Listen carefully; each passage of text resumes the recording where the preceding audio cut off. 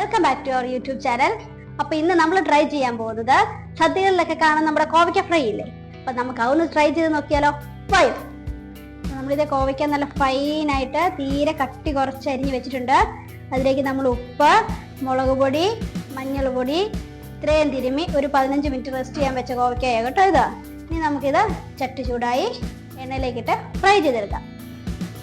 നമ്മുടെ എണ്ണ ഇത് നന്നായിട്ട് ചൂടായിട്ടുണ്ട്. അതിലേക്ക് നമുക്ക് അരിഞ്ഞ് വെച്ച കോവയ്ക്ക ഇടാവേ. ഒത്തിരി കോവയ്ക്ക ഇടരുത് കേട്ടോ, കുറേശ്ശേ ഇടാവുള്ളൂ. ഒത്തിരി ഇട്ട് കഴിഞ്ഞാൽ നമുക്ക് ഇത് മൂത്ത് കിട്ടാൻ താമസം എടുക്കും, കുഴഞ്ഞും പോവേ. നമ്മുടെ കോവയ്ക്ക ഇത് കറക്റ്റ് പാകമായിട്ടുണ്ട് കണ്ടല്ലോ.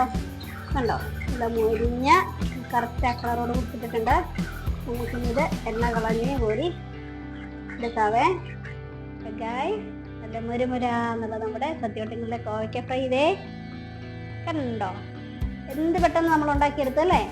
അപ്പോൾ മസ്റ്റായിട്ട് എല്ലാവരും ട്രൈ ചെയ്ത് നോക്കണം. നിങ്ങളുടെ കമൻസും അഭിപ്രായങ്ങളൊക്കെ നിങ്ങൾ രേഖപ്പെടുത്തണം കേട്ടോ. പുതിയൊരു വീഡിയോയിലേക്ക് കാണാൻ ബൈ.